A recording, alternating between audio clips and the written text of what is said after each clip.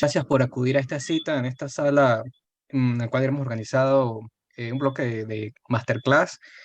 Básicamente lo que corresponde a la noche de hoy es un poco lo que tiene que ver con generar una pieza gráfica. Estamos hablando que bien sea el objetivo en el cual esté destinada, siempre el tema en común va a ser el generar un discurso visual, en aportar soluciones de manera visual. Para ello, la herramienta eh, para ello, la herramienta es fundamental, estándar por excelencia, que es Photoshop, y procedo a compartir mi pantalla para ejemplificarle ciertos detalles, ¿no? Fácil, está visible una lámina que tengo aquí en Illustrator. Ah, perfecto. Entonces, fíjense, estamos viendo un tema en común. Voy a apagar un momento mi cámara. Estamos viendo un tema en común que tiene con lo que es la difusión de un mensaje visual en distintos medios y soportes, ¿no? Analizamos algo interesante que estaba yo revisando en estos días, que a nivel de, si vamos a, por ejemplo, a optar como para un concurso para ingresar al cargo de diseñador gráfico, por ejemplo, estamos analizando que en el aspecto de lo que serían las credenciales, de un 100% le aporta un valor de un 30%. A nivel de credenciales, se toman en consideración tres ítems que sería educación, experiencia y méritos. Educación, experiencia y méritos. Pero podemos analizar cómo, en base a ello, eh, recae sobre una prueba de ingreso a optar a un cargo de diseño en universidad. Caso aquí en Venezuela, un 70%. Quiere decir que la parte a nivel de adicionado, que son las credenciales, la prueba de conocimiento, recae un 70%, con lo cual es muy importante. Pudiéramos aseverar, por ejemplo, que esta parte de lo que son las credenciales a nivel de educación, experiencia y méritos es básicamente los soportes que nosotros tenemos, en los cuales eh, evidencian o dicen ser lo que nosotros somos, pero realmente la prueba de suficiencia a nivel de conocimiento va un poco a la práctica y es básicamente no es lo que se dice que somos, sino es lo que somos y podemos demostrar haciendo. Puedo identificar, por ejemplo, un detalle, vuelvo y repito, ustedes están ahorita iniciando, pero estos son datos importantes cuando entren en el campo del ejercicio profesional. El tema de que, por ejemplo, existe un baremo son los distintos ítems con los cuales uno puede analizar y cotejar, es un instrumento de evaluación para uno decantar y asignar valores a cada uno y obtener un promedio y una nota, ¿no?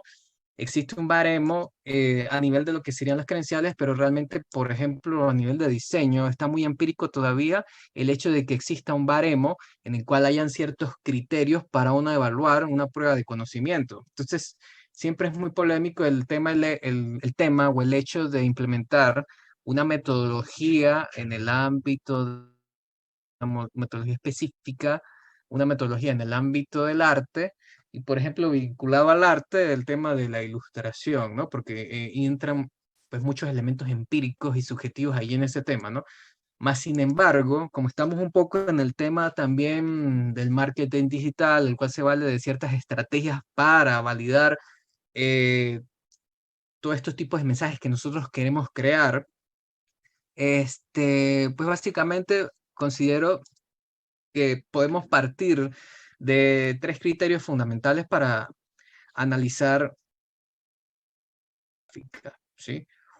Un conjunto de códigos visuales y un mensaje estructurado de manera coherente, armónica, con estética y funcionalidad para determinar si es válido o no, ¿sí? No de manera rigurosa, pero sí tenemos que someternos a ciertos criterios, ¿no?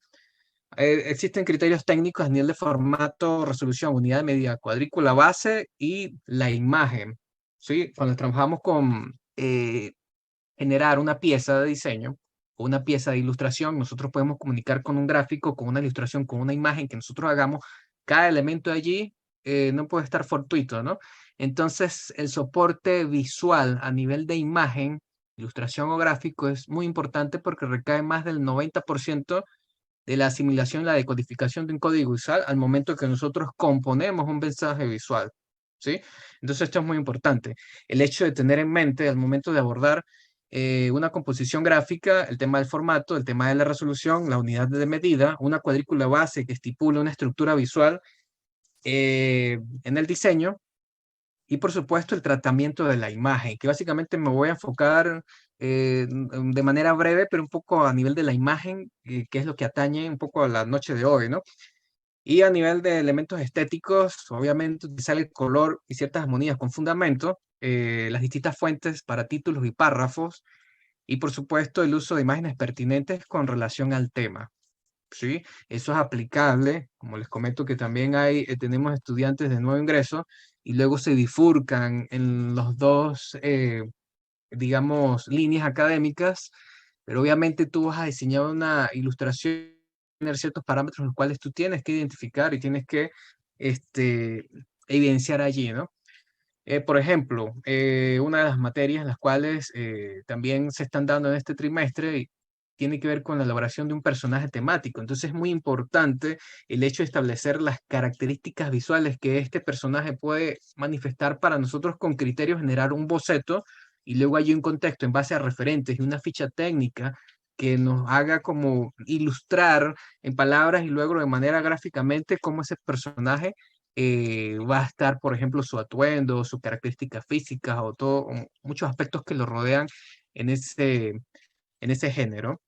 Y a nivel funcional, tiene que ser tiene que tener la capacidad de tener cierta efectividad al momento de transmitir. Eso únicamente se puede validar en base a ciertos elementos, a nivel de composición, ¿sí?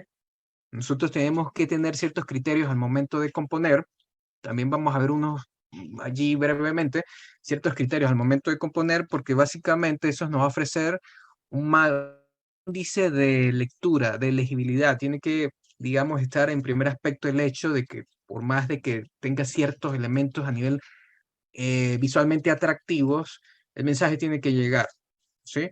La ilustración tiene que tener la capacidad de poder manifestar y expresar a lo cual ha sido creada, los propósitos o sus objetivos. Y por supuesto allí tiene que imperar lo que es la jerarquía de la información, ¿no? Entonces, retomando un poco el tema a nivel de identidad visual, y una de las materias que aquí en el instituto, en modalidad online, a nivel de marketing digital, es el hecho de generar un símbolo de identidad, ¿sí? Por más que sea esto atañe a todos, ¿por qué? Porque si yo soy un diseñador, propiamente adicional a que yo genere marcas, distintos servicios, bienes y productos a terceros, ¿verdad? Al cliente, pues propiamente yo me tengo que vender como una marca personal, ¿sí? Un diseñador en el cual hay un portafolio que me representa, hay una serie de trabajos que manifiestan y que evidencian qué es lo que yo soy, qué es lo que yo hago y cuáles son los estilos que propiamente a nivel de que yo avance en la carrera y en mis estudios se van haciendo cada vez más enfáticos, ¿no? De qué forma yo me expreso visualmente y cuál es mi estilo característico. Eso también involucra a las personas que van en el ámbito de ilustración, porque también ellos se forjan como artistas digitales, como creadores vectoriales o, por ejemplo, de la técnica que utilicen, el ellos venderse también propiamente como una marca. A nivel técnico de la elaboración de un símbolo de identidad, siempre se va a recomendar que se haga bajo un software que esté fundamentado en vectores. Por eso podemos notar aquí en sala que tenemos estudiantes y participantes que están iniciando y otros que están en materias un poco más avanzadas, pero el denominador común en ambos es que ambos deben manejar una estructura o una matriz vectorial y una estructura o una matriz en base a píxeles, a bitmap, ¿verdad? Tienen que poder manejar y poder fusionar ambos mundos. Pero, por ejemplo, si nosotros estamos en el ámbito de identidad visual, estamos generando un símbolo de identidad, obviamente debe nacer y debe originarse en vectores, ¿verdad? Esta es la estructura. Una vez que yo lo tengo en vectores, la modalidad que implica o atañe es que si yo voy a aplicar efectos o voy a generar una pieza gráfica, promocional, informativa, de repente otro formato, e involucra mucha edición a nivel digital, a nivel de imagen y composición, pues lo recomendable, por ejemplo, es que migremos a Photoshop o un software similar. ¿Por qué? Porque vamos a estar en el contexto en el cual es más cómodo modificar todas las variables y todos los atributos de esa imagen y no, por ejemplo, que tuviésemos esa imagen en un contexto vectorial donde no podemos hacer modificaciones destructivas o no destructivas pero no las podemos realizar. Entonces, pues una recomendación que yo doy, por ejemplo, si estamos trabajando con un símbolo de identidad, volviendo al tema de un elemento que nos identifique y que con el tiempo esto involucre un reconocimiento en el público objetivo como tal, por ejemplo, yo lo pudiese exportar como un PNG. ¿Sí? De tal forma que si yo voy a trabajar una pieza gráfica y voy a generar una serie de recursos y procedimientos digitales en Photoshop, este elemento me vaya sin fondo. Entonces, por ejemplo, le daría la opción de exportar, exportar como por la opción de PNG. PNG, usar mesa de trabajo, rango, pues la mesa actual. Imágenes, boceto, PNG, voy a poner aquí logo, exportar. Estos son, pues básicamente atributos y características técnicas, ¿no? Si va a ser en digital, lo mantengo en 72. Si, por ejemplo, la pieza gráfica va a estar destinada a impresos o publicidad exterior, gigantografía, digamos, impresión casera, mínimo colocarla a 150. Voy a dejarla por defecto en 72.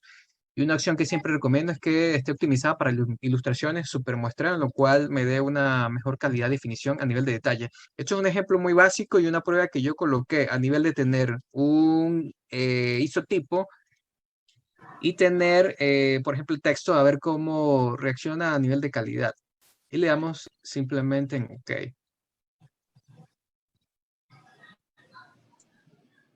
Voy a pasar a la aplicación de Photoshop. Bien, por ejemplo, que estamos en Photoshop, hemos guardado el símbolo de identidad, el elemento como tal, lo he guardado bajo un formato PNG. El PNG es un formato bastante recomendado para compartir elementos en la web, en la cual me permite el reconocimiento de transparencia o del canal que no tiene información, el canal alfa, que es como lo tenemos acá, ¿verdad? Voy a colocar un canvas para que se visualice mejor un soporte y ahí está. Básicamente, cuando yo trabaje con los elementos, hay algo que yo quiero, digamos, acotar, ¿verdad? A nivel de ciertos detalles que es importante tomar en consideración. De pronto, los participantes que ya tienen más experiencia, esto es simplemente un ligero repaso, pero también hay participantes que están iniciando y es bueno que lleven, digamos, esta información. Les comento entonces que a nivel de elementos de identidad es bueno generarlo en vectores. Ahora estamos haciendo la transición, el cambio, el paso a un ámbito en base a mapa de bits, donde la estructura está fundamentada en base a píxeles. Ya no es una configuración geométrica, sino simplemente es una configuración de pintura digital que está fundamentada en píxeles, o sea, en pequeños recuadros. Con lo cual tenemos que tener mucho cuidado que los elementos no se pixelen, ¿sí? Los elementos se pixelan, por ejemplo, si hacemos redimensiones, digamos, muy frecuentes y a unos tamaños que excedan las características iniciales con las cuales el elemento se ha creado. Más sin embargo, una recomendación que yo hago, por ejemplo, es transformarlo en objeto inteligente. Entonces, fíjense, el elemento de la izquierda, yo lo voy a mantener de manera nativa, simplemente en píxeles sin ningún tipo de protección. Y el elemento de la derecha, le voy a dar esta protección inteligente, ¿no? Basta con estar en Photoshop, buscar las mismas alternativas en software similares, de darle la opción de objeto inteligente. Tiene este nombre, pero referencia a darle digamos, un tipo de protección o encapsulado de tal forma de protegerlos contra ediciones no destructivas, contra ediciones destructivas, perdón. Entonces, convertir en objeto inteligente. Podemos identificar que se le adiciona un icono en la parte inferior derecha y el otro no lo tiene. Entonces, fíjense, aparentemente pues, es el mismo elemento, más sin embargo, si yo lo someto a cierta modificación, por ejemplo, que los redimensione, una recomendación que se hace en Photoshop es que tú no excedas el tamaño de una... Estamos trabajando en píxeles por encima del 20%. Eso significa que si yo le doy control T y necesito el elemento un poco más grande, solamente acceda a él un 20% y no el doble, el triple o 5 veces más allá de su tamaño porque se evidencia la destrucción, ¿sí? La edición y los elementos y los bordes y la pérdida de definición y foco, perdón. Entonces, fíjense, yo, por ejemplo, también, otra recomendación es cuando yo hago un cambio, tome las decisiones antes de validar la transformación. Entonces voy a hacer una modificación destructiva para ver cómo se preserva el que se le ha hecho el encapsulado contra modificaciones destructivas y cómo se preserva el que no. Entonces, por ejemplo, valido el cambio y procede a hacer más modificaciones y luego evaluamos.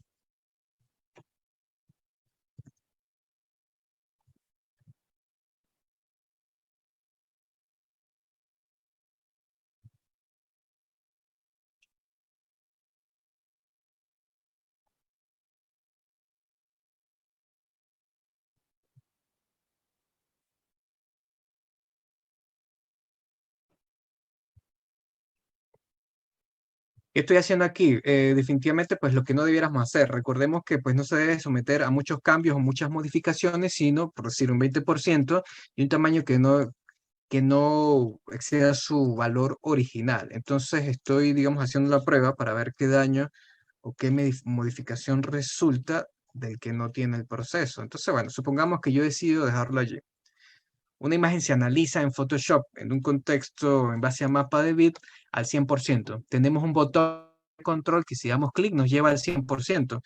Entonces fíjense cómo ha perdido cierta calidad o cierto detalle el elemento y fíjense cómo la ha mantenido el de la derecha el que le hemos dado la protección.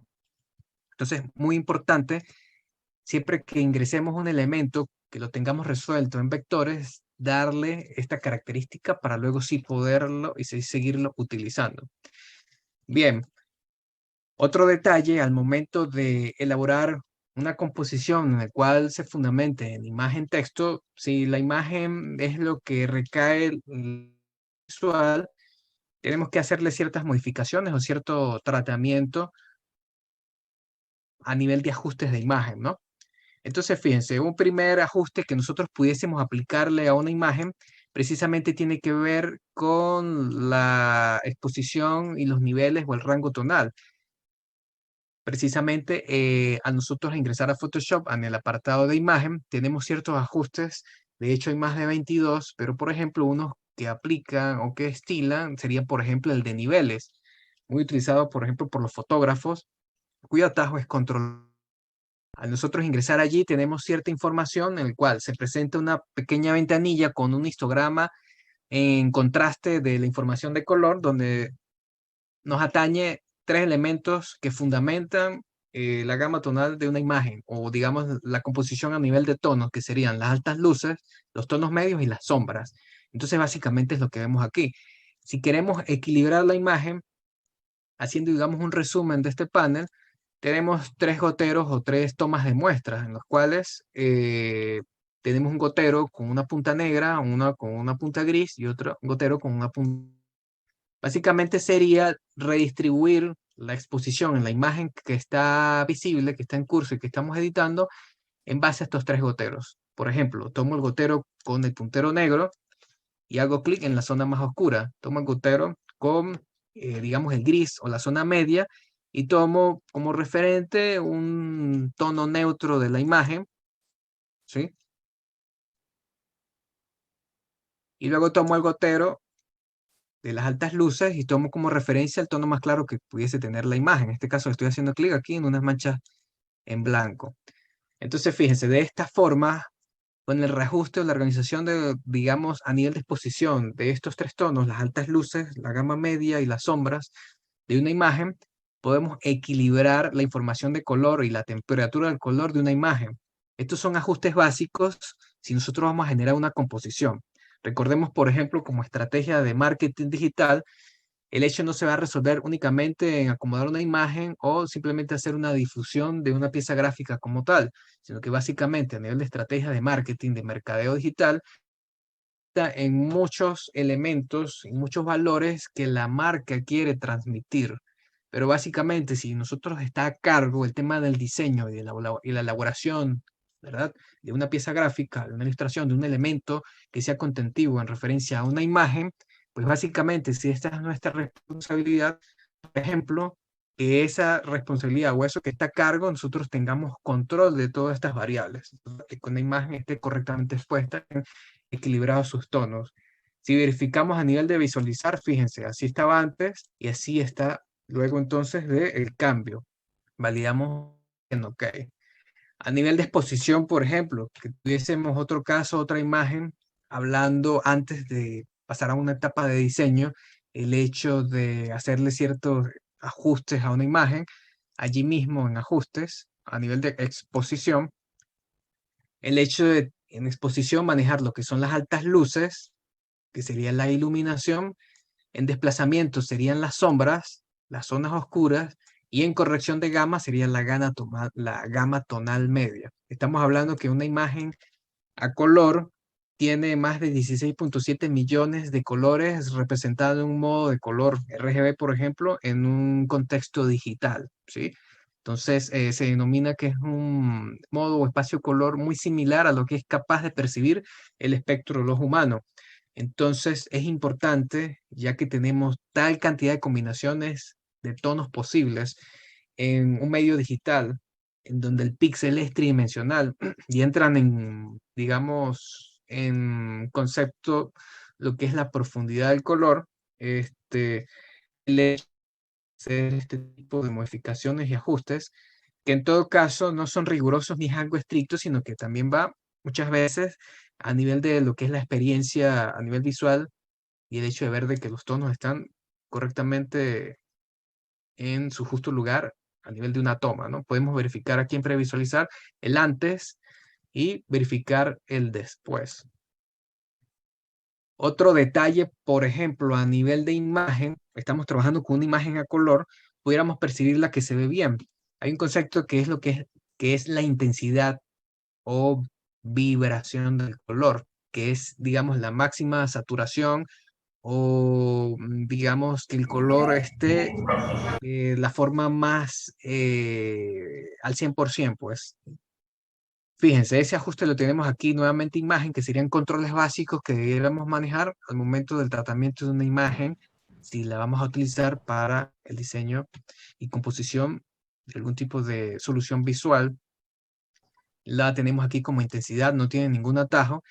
Y fíjense, por ejemplo, modificar lo que es la intensidad y la saturación del color, podemos evidenciar en la casilla de previsualizar un antes y un después.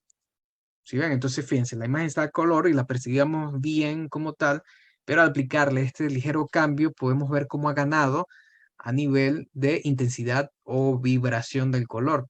Simplemente le validamos haciendo clic en OK. A nivel de equilibrio del color, podemos verificar también un concepto que es la temperatura del color. Puede ser que la imagen esté más con tendencia hacia los azules o que esté más con tendencia hacia los rojos. Esto, por ejemplo, va en relación a la calidad de luz en la cual se hizo la toma o se capturó la escena, ¿verdad? Dependiendo de las condiciones lumínicas. También, por ejemplo, en una foto que sea de antaño, que sea antigua, ciertos procesos químicos pueden ser que hayan degenerado el soporte, que hayan degenerado la imagen y con el paso del tiempo los colores como tal. Entonces, eso también corresponde a nosotros identificar. Entonces, aquí en la aplicación, a nivel de imagen y de ajustes, tenemos la posibilidad de hacer esos cambios en equilibrio del color, por ejemplo. En equilibrio del color, si se los pudiese también resumir, identificar que si la imagen tiene una temperatura de color que va un poco hacia los cálidos, la vemos que en medio de todo está un poco contaminada hacia los rojos, hacia los ocres. O sea, a pesar de que hayan piezas o elementos que puedan ser ocres o que puedan ser rojos o ir en esa escala, no necesariamente toda la imagen tiene que estar en la atmósfera. Entonces eso es lo que se denomina, digamos, el hecho de que tuviese como una temperatura de color muy dominante. Entonces, si está muy dominante hacia los rojos, en estos tres deslizadores que tengo acá, decían magenta y amarillo, digamos, los tres factores que analizamos ahorita, que serían las sombras, los tonos medios y las iluminaciones, por ejemplo, mínimo hacer un ajuste o corrección de la gama tonal media general de la imagen. Entonces, si tiene una tendencia hacia los rojos, llevar hacia los azules, lo llevo hacia los cian, hacia los verdes, ¿verdad? Y hacia el azul. Entonces, fíjense, aquí verificamos con previsualizar el hecho de quitar o destildar la casilla y verificar un antes y un después. Entonces, fíjense, así estaba antes, ¿verdad? Bastante rojo, y así está después, ¿sí? Son ligeras o ciertas modificaciones que tienen ganancia a nivel de imagen. Otro tema, por ejemplo, aquí se hace muy evidente, pero si tenemos el horizonte, digamos, centrado, esto digamos que es el momento de efectuar la toma de la imagen en la cual puede ser que no hayamos alineado esto tan básico como es el horizonte y va a dar a nivel compositivo una sensación de inestabilidad. Entonces, propiamente en la misma herramienta tenemos la función, a nivel de lo que son las herramientas de información, la herramienta de la regla. Utilizamos la regla, trazamos un segmento que va en la misma dirección del horizonte, digamos, torcido, y le damos aquí en barra de control, enderezar capa. ¿Sí?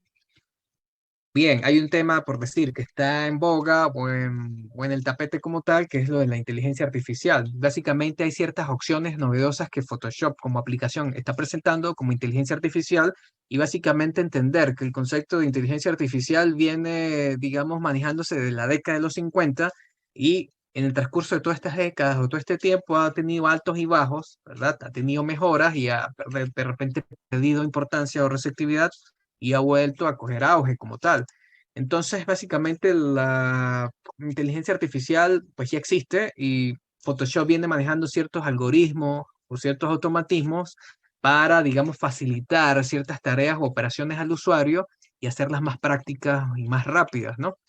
Eh, las últimas actualizaciones que tiene incluso de una fase beta en videos recientes que pudieran estar viendo ustedes en redes, es simplemente la recopilación de todas estas herramientas que tiene Photoshop en un panel donde hace una especie de panel resumen y las ofrece de manera rápida, accesible e incorpora unos que otros detalles. Pero básicamente esto ya existe o ya se venía manejando. Entonces, una de esos, por ejemplo, es el relleno inteligente en Aware.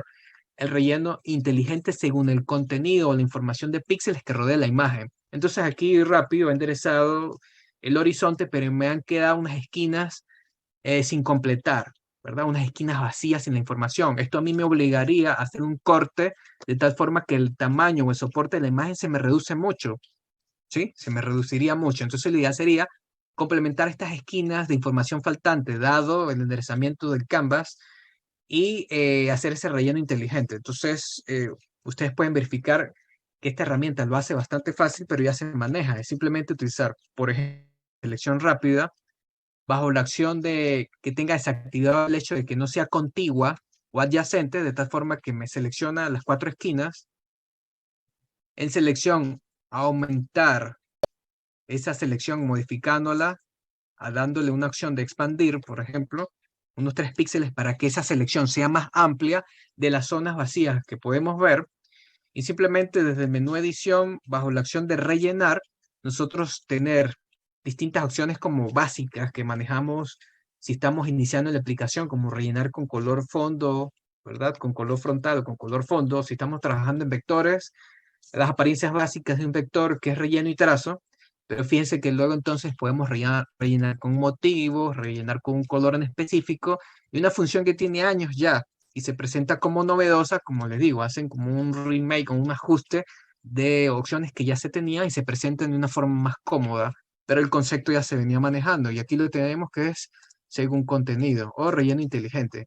Entonces hace un estudio de la información circundante, hace el relleno y simplemente desactivamos la selección. Entonces fíjense, hemos enderezado el horizonte, hemos vuelto a reencuadrar y sin necesidad de perder información, hemos logrado llenar con esta función como tal, ¿sí? Entonces, bien, a nivel de diseño como tal y de los parámetros que hay que considerar, es muy importante saber la medida que va a tener nuestra pieza gráfica. Si uno de los aspectos, no es todo, ¿no? Si uno de los aspectos como estrategia de marketing es el hecho de tener difusión de la marca en distintos medios y soportes, ¿verdad? En distintos medios y soportes, eso involucra que las piezas estén correctamente diseñadas, estén correctamente distribuidas y obviamente todos estos elementos sean solventados. Eh, Fíjense, el tema del soporte. Por ejemplo, se coloca en la plataforma, en el apartado de bitmap del diplomado, a resolver en una semana el hecho de diseñar una pieza gráfica. Se elabora un símbolo de identidad en el módulo de invectores, un símbolo de identidad sencillo, luego se ingresa. Le estoy dando entonces la opción de exportarlo como un PNG ingresado en la aplicación bajo la acción de objeto inteligente para que no haya modificaciones destructivas píxeles que antes eran vectores no se vean modificados o alterados. Y en la opción, por ejemplo, de vista en Photoshop, en nueva composición de guía, el hecho de asignar esta cuadrícula base. ¿Sí? Tenemos que tener una cuadrícula base en el cual, por ejemplo, manejar la ley de los tercios y manejar un borde, el cual nos permita tener cierto margen o respiro en el que los elementos no se vayan a cortar. Entonces es sencillo, aquí en nueva composición establecer tanto en columnas como en filas 2 y 2. Y en los márgenes 1 centímetros. Y simplemente validamos dando clic en OK. Y es lo que ustedes observan. Da el hecho de tener este elemento aquí como tal. A nivel de la imagen, los ajustes que les he comentado, simplemente por arrastre, ingresar sería uno de los principales elementos. A nivel de composición y organización, la imagen siempre va a ser el soporte en conjunto con los fondos y se requiere que, por ejemplo, es la tipografía o todas las tipografías que va a involucrar un diseño sean los últimos peldaños, escalones que sean colocados en orden ascendentes, se da la apilación de capas dentro del programa. Si molesta la cuadrícula, también se comenta el atajo de control H, quitar la visualización, por ejemplo, si vamos a componer, no tenerlas visibles todo el tiempo. Si yo doy una redimensión básica con control T, que son uno de los atajos esenciales o los primeros con los cuales nosotros nos manejamos dentro del programa, verificar, por ejemplo, que la imagen es de mayor tamaño con el canvas y eso nos da ciertas ventajas porque nos permite reencuadrar. Entonces, si nos permite reencuadrar, tener, por ejemplo, el hecho de que los centrales o las composiciones muy centradas siempre son un poco estáticas. Entonces, si tenemos margen en el cual podemos jugar, tenemos la ventaja de que la imagen sea de mayor tamaño que el soporte en el cual vamos a diseñar la pieza, pues fíjese que podemos justificarla al margen derecho, un poco en la parte superior, margen derecho superior, en el cual siempre va a haber un foco de interés. ¿Sí? Si nosotros subdividimos a nivel de reglas, subdividimos en tres.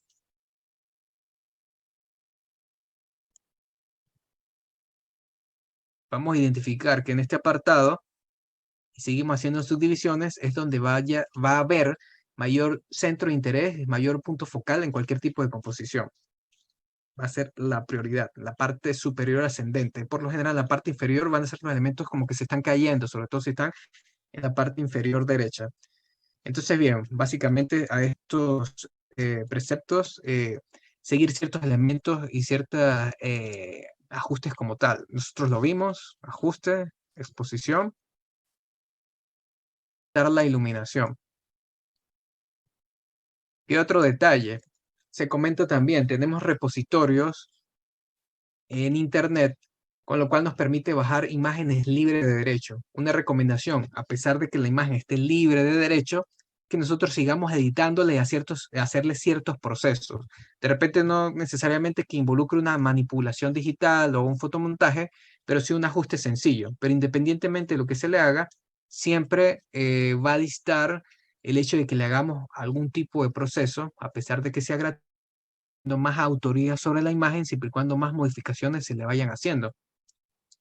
Otro detalle, por ejemplo, a pesar de que sea realista y sea fotográfica, se le puede aplicar un ajuste a nivel de posterizar que me da una síntesis de la imagen en planos, manejada en valores bajos, por ejemplo, a un nivel de 4, me da esta característica visual en la cual yo puedo lograr una síntesis en la imagen a nivel de planos, donde solamente van a prevalecer los colores principales. ¿Sí? Y ahí seguimos también más procesos y más modificaciones. Otro elemento u otro ajuste que tiene la aplicación automático sería, si nos metemos en selección, si seguimos componiendo, el tema de selección sujeto. Entonces, sí, así, por ejemplo, utilizando el mismo concepto de inteligencia artificial, hace un reconocimiento inteligente, determina que allí hay un motivo principal que está fundamentado en este ciclista que estamos viendo en pantalla y al colocarle la opción de sujeto, hace ese reconocimiento y nos hace la selección, ¿ves? De forma automática podemos verificar el hecho de la selección. Más sin embargo, puede presentar ciertos errores que nosotros al final tenemos que seguir ajustando y tenemos que seguir modificando. O sea que a pesar de que las aplicaciones cada vez presenten más novedades, ciertos automatismos y ciertas facilidades. El tema del proceso nunca se abandona, el tema del boceto nunca se abandona, el tema del concepto y el tema de, digamos, seguir guiando estas herramientas y seguir dándole ciertas instrucciones y ciertas posibilidades porque no van a hacer el trabajo 100%, ¿no? Sí van a haber ciertas aproximaciones y va a haber, digamos, una línea en determinar hasta qué punto una persona ha intervenido, hasta qué punto es 100% hecho de manera artificial. Entonces, sin embargo, como les comento, estos son conceptos que se vienen manejando desde hace tiempo y vuelven a entrar en boga o en tendencia. Y bueno, es el tema de, digamos, también la parte de polémica es darle un buen uso a nivel ético de estas herramientas. Aquí es muy básico porque solamente se trata a nivel de edición de imágenes, pero por ejemplo en el campo 3D y en el campo audiovisual y de videos, el tema de suplantar identidades o el tema de plagios o modificaciones que no van acorde a una ética o un proceso que esté bajo estos principios o estos parámetros, ¿no? Bien, voy a detenerme un momento aquí. A ver si alguien se entusiasma a preguntar algo. Yo creo que ha sido bastante ilustrativa y muy clara la explicación.